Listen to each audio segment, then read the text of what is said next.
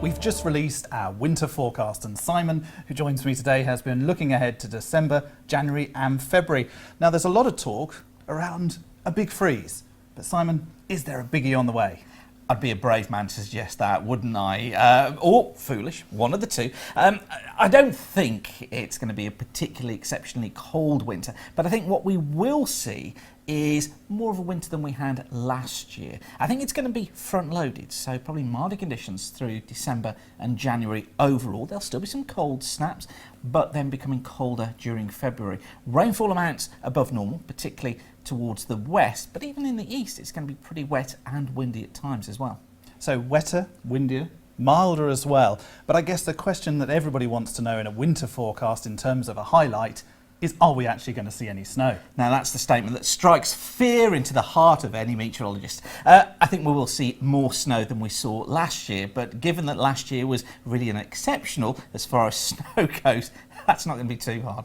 And I guess looking at the bigger picture, weather-wise, we've obviously talked a lot this year about the El Nino, its impact on weather patterns and affecting different parts of the globe, extreme weather, for example.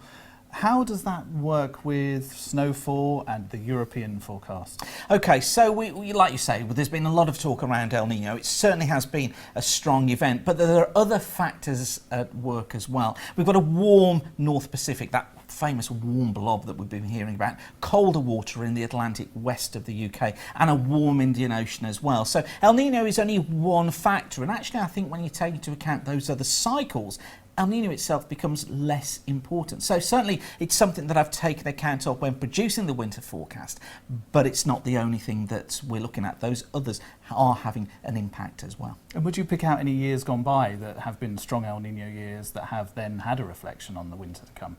We saw 1997 was a particular one. That certainly did have an impact in terms of its winter weather, but at that time sea temperatures elsewhere around the globe were near normal. We weren't seeing the extremes that we've seen this year. So actually this one is almost out there on its own, that the strong El Nino is there, but we have all of these other things coming in as well to affect the forecast. It's actually going to be really interesting to see how this one turns out and, you know, how accurate we actually are with it, because as I say, this is an event that's on its own. It'll be fascinating to see exactly what happens at the end of the winter period. Well, we'll certainly keep an eye on that, and you can keep an eye on the rest of the forecast as we go through December and then into the following months at the Weather Network UK.